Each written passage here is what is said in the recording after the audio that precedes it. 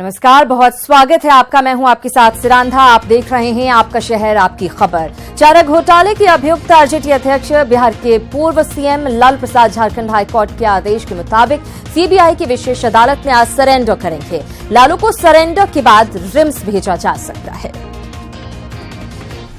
आज हाजिर होंगे लालू। रांची स्थित सीबीआई कोर्ट में करेंगे सरेंडर। हाईकोर्ट ने खारिज कर दी थी औपबंधिक जमानत याचिका। नो एविडेंस का केस है हमारा, तो ये सब बातें हम लोग हायर कोर्ट में हम लोग रखेंगे। तो हमको लोअर कोर्ट से सजा हुआ। लोअर कोर्ट कोई अंतिम कोर्ट नहीं होता है, जो हायरार्की है न्यायपालिका का।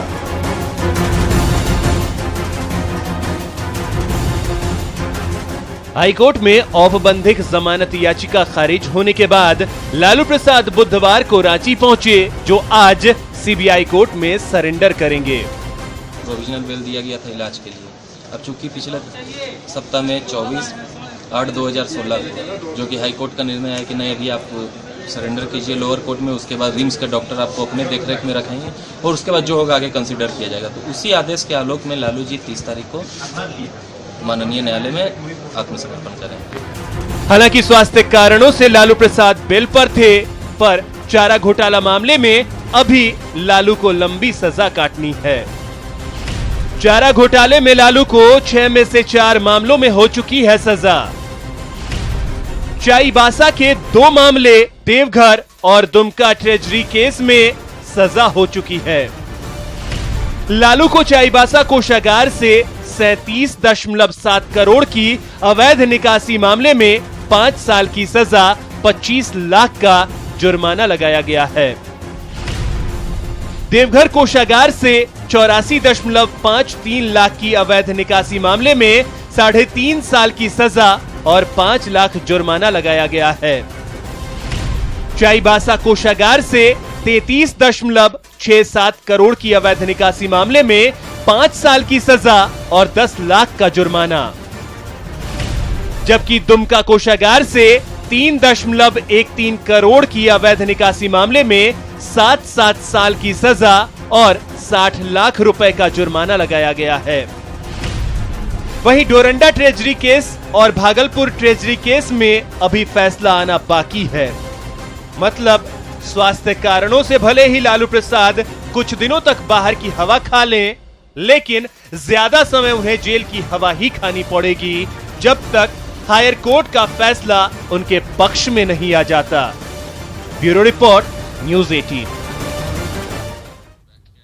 तो लालू फैमिली राजनीतिक तौर पर मुश्किल दौर से गुजर रही है। चारा घोटाले में लालू प्रसाद को सीबीआई कोर्ट में आज सरेंडर करना है। वहीं राबड़ी देवी और तेजस्वी यादव की भी 31 अगस्त को यानी कि कल दिल्ली के पटियाला हाउस कोर्ट में पेशी होने वाली है। कोई अस्पताल में आराम करना हमारा कोई शौक नहीं है। न्यायपालिका पर हमको पूरा भरोसा है। झारखंड हाई कोर्ट के ऊपर भी भरोसा है। कहीं शंका का गुंजाइश नहीं है कि इससे न्याय हमको जरूर मिलेगा। आज न कल न्याय मिलना है। इस भरोसे के साथ कि एक दिन इंसाफ मिलेगा, लालू पटना से रांची के लिए कूच कर गए। कोर्ट ने लालू को 30 अगस्त तक सरेंडर करने का आदेश दिया है। रांची हाई कोर्ट ने 24 अगस्त को सुनवाई करते हुए जमानत याचिका को खारिज कर दिया था और 30 अगस्त को सीबीआई कोर्ट में सरेंडर करने का आदेश दिया था। बीमारियों और मुश्किलों से जूझ रहे लालू ने अरसे बाद अपनी जुबान खोली तो निशाना सीधा नीतीश पर दाग दिया। लॉ एंड ऑर्डर लगातार मर्डर, खून, हत्या, बलात्कार, महिला के साथ, और कोई ऐसा दिन नहीं है जहां मर्डर नहीं हो रहा, विरोध नहीं हो रहा। कोई न लॉ है न कोई ऑर्डर है, पूरी एनार्की है। रोम जल रहा था, निरोबंसी बजा रहा था, वही हालत नीतीश का। इधर बिहार की पूर्व मुख्यमंत्री राबड़ी देवी और लालू के बेटे तेजस्वी भी नई दिल्ली के लिए रवाना हो गए। दोनों को 31 अगस्त को दिल्ली के पटियाला हाउस कोर्ट में पेश होना है। न्यायिक प्रक्रिया उसको तो पूरा करना ही होगा। न्यायिक प्रक्रिया उसको तो पूरा करना ही होगा। जी, लालू जी भी जा रहे हैं सरेंडर करने के लिए कोर्ट का। दरअसल IRCTC मामले में कोर्ट ने लालू उनकी पत्नी राबड़ी देवी और बेटे तेजस्वी समेत अन्य आरोपियों को समन भेजा था, जिसमें सभी को 31 अगस्त को कोर्ट में पेश होने के लिए निर्देश दिया गया है। सीबीआई कोर्ट के आदेश के अनुसार लालू यादव को रांची में सरेंडर करना है, इसीलिए लालू यादव दिल्ली नहीं जा सके। महज 6 महीनों बाद देश में चुनाव है, लिहाजा लालू का मानना है कि खास मकसद के तहत उन्हें और उनके परिवार को परेशान किया जा रहा है ताकि वो चुनावी दंगल से दूर रहें। जितने केस हम लोग के ऊपर है, बच्चों के ऊपर है, राबड़ी देवी को सब झूठा है, बेबुनियाद है। कैसे हमको घेर के रखा जाए, हमको घेर के परिवार को एंगेज करके रखा जाए, तनाव में हम रहे ताकि चुनाव पार हो जाए लोग। जाहिर तौर पर लालू एंड फैमिली के लिए मुश्किल की घड़ी है, दहलीज पर संकटों का अंबार है, लिहाजा कानूनी प्रक्रिया के साथ साथ लालू परिवार को टोटके का भी सहारा है। 10 सर्कुलर रोड पर स्थित लालू के आवास के मेन गेट पर बंधा ये काला कपड़ा बानगी है। कयास तो ये भी लगाया जा रहा है कि किसी ज्योतिषी की राय से ही लालू आवास पर ये टोटका टांगा गया है। बहरहाल कानूनी पचड़े और पेचीदगियों में फंसी लालू फैमिली कैसे बाहर आती है और चक्रव्यूह तोड़कर कैसे दंगल में दम आजमाती है, इसके लिए थोड़ा इंतजार करना होगा। न्यूज़ 18 के लिए पटना से अमित झा की रिपोर्ट। पर बात राफेल डील की, इस पर ट्विटर वॉर जारी है। जी हां, राफेल विमान सौदे पर कांग्रेस अध्यक्ष राहुल गांधी, बीजेपी अध्यक्ष अमित शाह और वित्त मंत्री अरुण जेटली के बीच ट्विटर पर वार पलटवार का दौर जारी रहा। राहुल गांधी की चुनौती का जवाब अमित शाह और अरुण जेटली ने आक्रामक तरीके से दिया है।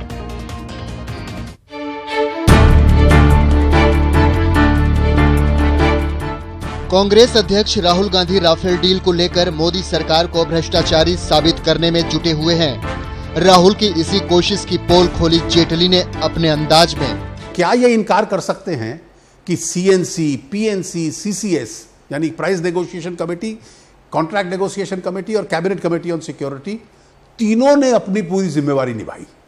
अब आप झूठ बोल दो कि नहीं हुआ। अरे फाइलों का रिकॉर्ड दिखलाता है कि हुआ है। ये तो सारी ट्रांजैक्शन सीएजी के सामने जाती हैं।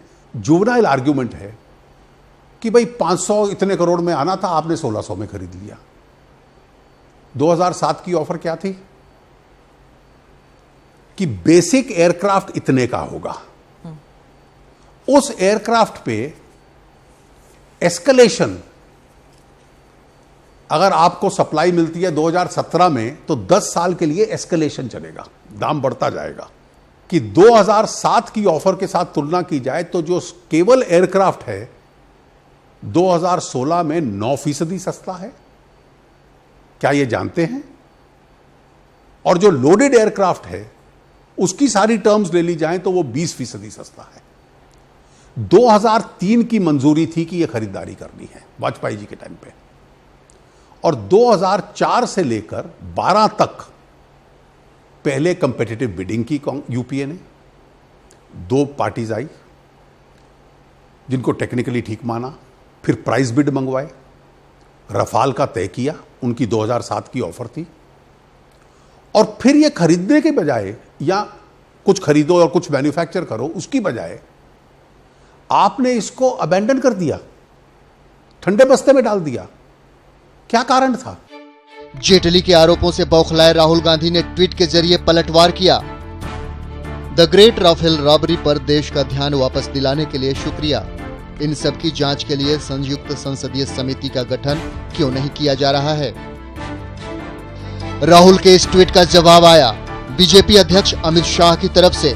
उन्होंने ट्वीट किया, 24 घंटे का इंतजार क्यों करना जब आपके पास जेपीसी यानी झूठी पार्टी कांग्रेस है। राफेल पर आपका झूठ तभी पकड़ा गया जब आपने दिल्ली, कर्नाटक, रायपुर, हैदराबाद, जयपुर और लोकसभा में राफेल के अलग अलग दाम बताए, किंतु देश की बुद्धिमत्ता आपसे ज्यादा है।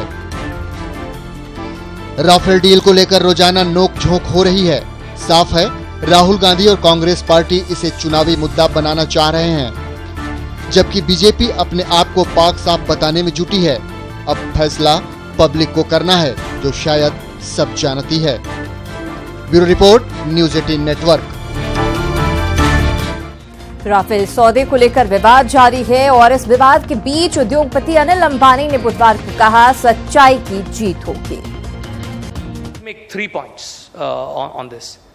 Number one is I have personally written to Shri Rahul Gandhi stating that Congress has been misinformed, misdirected and misled on the Rafale deal by malicious vested interests and corporate rivals.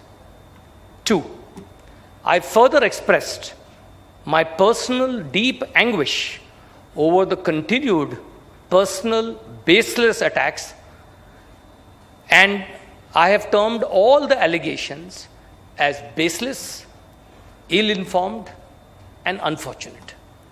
Number 3, I will quote you from the ancient Sanskrit Vedic scripture of the Upanishad, which says, Satyameva Jayate.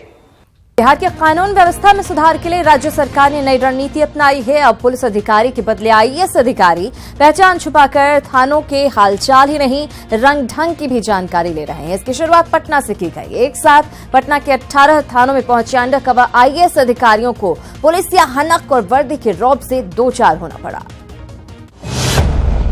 Patna के 18 थानों की पड़ताल, under cover बनकर थाने पहुंचे IAS को पड़ा police या हनक से पाला।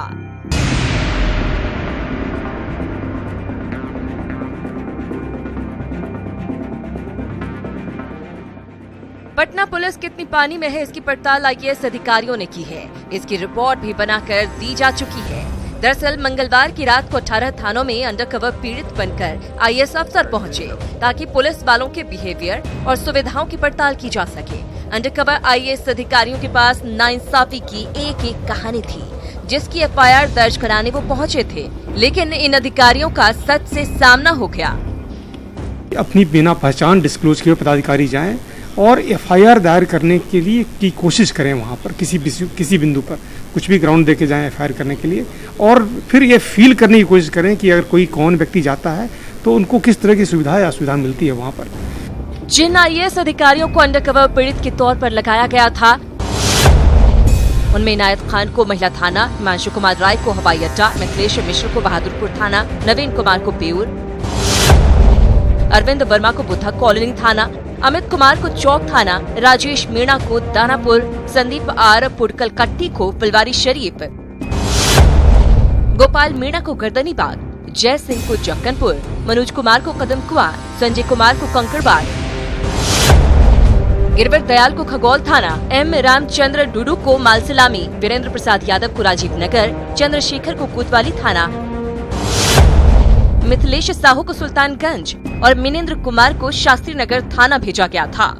लगभग 85-90% हम लोग कहेंगे कि लोगों का रिस्पांस बहुत अच्छा था, थाने के पदाधिकारियों का रिस्पांस अच्छा पाया गया है, और मगर वहाँ पर सुविधाओं की कुछ कमी है तो हम लोग उस पर निर्णय ले रहे हैं क्या करेंगे। आम आदमी को रोज मिलने वाले दर्द से वाबस्ता हुए आईएएस अधिकारियों के साथ अजब गजब वाकये पेश आए। हालांकि 2 थाने में इनकी पहचान छुपी हुई नहीं रह सकी और सिपाही ने सैल्यूट ठोक दिया। सबसे मजेदार रहा कोतवाली थाना, जहां जीन्स और टी शर्ट में पहुंचे चंद्रशेखर को थाने से ही भगा दिया गया। चंद्रशेखर प्राथमिकी दर्ज कर लेने की मिन्नत करते रहे और थानेदार ने इन्हें हड़काकर बाहर खड़ा कर दिया।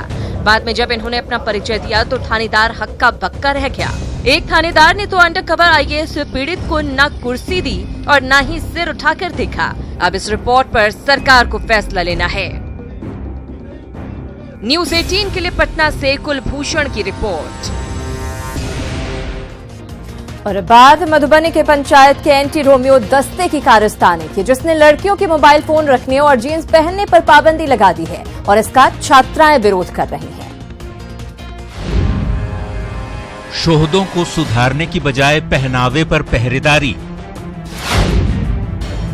पंचायत के एंटी रोमियो दस्ते का तुगलकी फरमान। लड़कियों के मोबाइल फोन रखने, जीन्स पहनने पर पाबंदी।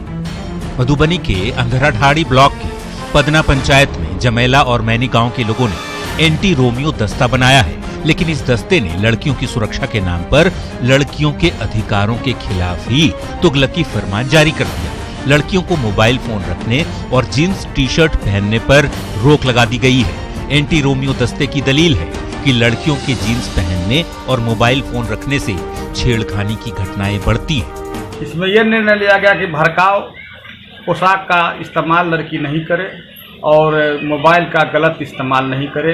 वो अन्यत्र जो है जहाँ तहाँ अकेले में बात नहीं करे, जो भी बात करनी है अपने गार्जियन अपने माँ बाप के समक्ष बात रखें। ग्रामीणों की पहल पर बने एंटी रोमियो दस्ते के तुगलकी आदेश के बाद छात्राओं में काफी आक्रोश है और लड़कियां इसे अधिकारों का हनन मानती हैं। यही नहीं, एंटी रोमियो दस्ता के हत्थे चढ़े एक प्रेमी युगल की अंतरजातीय शादी भी करा दी गई है, जबकि जिले के डीएम ने इस बाबत जरूरी कार्रवाई की बात कही है। इस तरह से अंधराठाड़ी में कमेटी का गठन करके लड़कियों की जींस पहनने और फोन रखने पे जो विचार लिया गया है कि लड़कियां वहां पे जींस नहीं पहनेगी, फोन नहीं रखेगी, बहुत ही शर्मनीय ये विचार है उन लोगों का, जो समाज में रह के इस तरह की सोच वो लोग रखते हैं। जींस पहनना गलत क्यों होता है? वो तो कोई कपड़ा ही है ना, क्या उससे बदन नहीं ढका जाता है? उसमें क्या बुराई है जो आप लोगों को बुरा लगता है जींस लड़की नहीं पहन सकती? ताज्जुब की बात ये कि पंचायत की मुखिया और सरपंच दोनों ही महिला हैं, लेकिन एंटी रोमियो दस्ता को उनका भी समर्थन हासिल है। वैसे इस तरह के फरमान समाज में विकृत सोच रखने वालों की मानसिकता को ही उजागर करते हैं। जरूरत है ऐसी कुंठित सोच को खत्म करने की, क्योंकि आधुनिक युग में ऐसी घटनाएं विकसित होते समाज पर कुठाराघात से कम है। अमित रंजन, न्यूज़ 18, मधुबनी। खबर मुजफ्फरपुर से, जहां बेटी बचाओ बेटी पढ़ाओ के नारे को एक महिला ही धता बता रही है। कुटनी कस्तूरबा विद्यालय की छात्राओं की सारी सुविधाएं उनकी वार्डन हड़प रही हैं। दहशत ऐसी कि मेन्यू के मुताबिक खाना मांगने पर छात्राओं की पिटाई होती है और परिसर से लेकर शौचालय तक छात्राओं को साफ करने पड़ते हैं।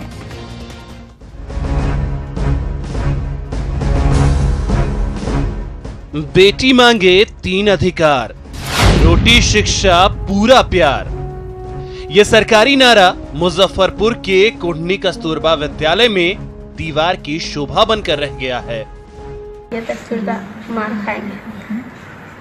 क्या नहीं खाओगी तो मार खाओगी? कौन मारता है तुम लोग को? दीदी मारती है। कौन दीदी? बड़ी दी। क्या नाम है उनका? खास के बोलो। कुमारी नंदा चौधरी। यहाँ रहने वाली छात्राएं वार्डन नंदा चौधरी के आतंक का शिकार हैं। स्कूल हॉस्टल में रहने वाली इन बेटियों को न ठीक से खाना दिया जा रहा है, न दूसरी सुविधाएं। फोड़ा फुंसी होने पर बड़े नसीब वाली को ही दवा मिल पाता है। हमको घाव था, तब रो रहे थे, तब दवाई मंगाए हैं दीदी। लैट्रिन बाथरूम कौन साफ करता है? हम लोग करते हैं। उसमें कोई नहीं आता? कितना बच्चा को गंदा हो जाता है, तभी हम लोग करते हैं। वार्डन का खौफ इतना है कि बच्चियां खुलकर बोल भी नहीं पाती। इन बातों का खुलासा तब हुआ जब बुधवार को खाना नहीं बना तो अधिकारी जांच के लिए पहुंची। परेशानी पूछने पर कई बच्चियां फफक पड़ी। मतलब अटेंडेंस रजिस्टर तो है ही नहीं। जब हम लोग नंदा चौधरी से बात किया, जो वार्डन है यहाँ की, तो वो अटेंडेंस रजिस्टर उपलब्ध नहीं करा पाई और बोली कि जब हम आएंगे तब आपको देंगे। यहाँ किसी स्टाफ के पास नहीं है। बच्चों के हम मेनू के अनुसार खाना कभी नहीं मिलता है। ये वार्डन यहाँ से 4 साल से है, ठीक, कभी भी मेनू के अनुसार खाना नहीं दिया बच्चों को। अब जरा उस नंदा चौधरी को भी सुन लीजिए जिनकी इतनी गुणगान हो रही है। वो गैस खत्म हो गया था इसलिए थोड़ा लेट हो गया, लेकिन 2 बजे तक खाना बन गया था। हम सारा गैस का व्यवस्था करके सर के यहाँ गए, बोले कि सर गैस नहीं है, तो वो अपना गाड़ी दिए। हम अपना आदेश पाल को भेज करके वहाँ से गैस मंगवा करके उसके बाद खाना नहीं बनता है। सर इतनी गड़बड़ी चल रही है, मुलाजिम को पता ही नहीं है। अगर न्यूज़ 18 की टीम ने जानकारी नहीं दी होती तो पता नहीं इन बच्चियों को कब तक इस नरक में गुजारा करना पड़ता। सूचना भी अभी आपके द्वारा दी गई है, अभी इसका भी जानकारी हमको नहीं है, लेकिन अगर कुछ मिलता है इसके संबंध में परिवाद पत्र या कोई रिपोर्ट आता है उनके विरुद्ध, जैसा कि आपने कहा कि महिला प्रसार पदाधिकारी ने प्रतिवेदन दिया है, तो अगर वो प्रतिवेदन हमारे पास आता है तो हम भी अपने स्तर से यथोचित निर्देश देंगे। इन बच्चियों के माता पिता बड़े ही अरमानों से इस तरह स्कूलों में पढ़ने के लिए भेजते हैं, मगर यहाँ उनके साथ जानवरों जैसा सलूक दिल को दहला देता है। इसके लिए नंदा चौधरी जैसे वार्डन सिर्फ मोहरा हो सकती हैं, मगर सवाल उठता है कि बड़े मुलाजिम इन बच्चियों से मुंह फेरे क्यों बैठे हैं, कब तक बैठे रहेंगे। न्यूज 18 के लिए मुजफ्फरपुर से सुधीर कुमार की रिपोर्ट। और बिहार में ईंट भट्टे के चिमनी मालिकों के पास सिर्फ 1 महीने की मोहलत है। जिगजैग तकनीक से ईंट नहीं बनाने वाले चिमनी को बंद कर दिया जाएगा। ऐसे भट्टा मालिकों और यहां काम करने वाले लोगों की परेशानियां बढ़ने वाली हैं। बिहार में अब मिट्टी का ईंट भूल जाइए। सरकार के पास सिर्फ 1 महीने की मोहलत। अब जिगजैग तकनीक से बनेगा ईंट। बिहार में हजारों की तादाद में ईंट भट्टे की चिमनी है, जिनसे बने ईंट हमारे आपके घरों का नींव रखती हैं। मगर धुएं उगलते चिमनी बीते जमाने की बात हो जाएगी। अब जिगजैग तकनीक से ईंट बनेंगे। इसके लिए सिर्फ 1 महीने तक की मोहलत है कि अगले महीने तक आप मिट्टी से बनने वाले ईंट को आप विराम दीजिए और फ्लाई ऐश वृक्ष का निर्माण कराइए। जिगजैग तकनीक में फैक्ट्री से निकले फ्लाई ऐश यानी डस्ट या वेस्टेज मटेरियल से ईंट बनता है। इसमें 70% फ्लाई ऐश, 20% बालू और 10% सीमेंट का इस्तेमाल होता है। इससे बने ईंट को फ्लाई ऐश ब्रिक्स कहा जाता है। इसमें मिट्टी की जरूरत नहीं पड़ती है। मगर इस फैसले से मिट्टी से ईंट बनाने वालों की परेशानी बढ़ने वाली है। चिमनी मालिकों के पास 30 सितंबर तक का वक्त है। ईंट भट्टा में लाखों लोग काम करते हैं, उनका घर परिवार चलता है। नई तकनीक के लिए ना तो चिमनी मालिक पूरी तरह तैयार हैं और न ही यहाँ कामगार। हालांकि सरकार आश्वासन दे रही है कि वो थोड़ा और वक्त देने की भारत सरकार से गुजारिश करेगी। एयर पॉल्यूशन को लेकर नेशनल ग्रीन ट्रिब्यूनल पहले से ही सख्त है। केंद्र और बिहार सरकार के रुख से भी नहीं लगता कि ईंट निर्माताओं को बहुत राहत मिलने वाली है। ऐसे में जो आधुनिक तकनीक का इस्तेमाल जितना जल्दी कर ले उतना ही अच्छा रहेगा। न्यूज 18 के लिए पटना से आनंद अमृतराज की रिपोर्ट। और इसी के साथ इस बुलेटिन में इतना है, लेकिन बिहार और झारखंड की बाकी तमाम खबरों को विस्तार से जानने के लिए आप विजिट करें हमारी वेबसाइट news18bihar.com और news18jharkhand.com पर।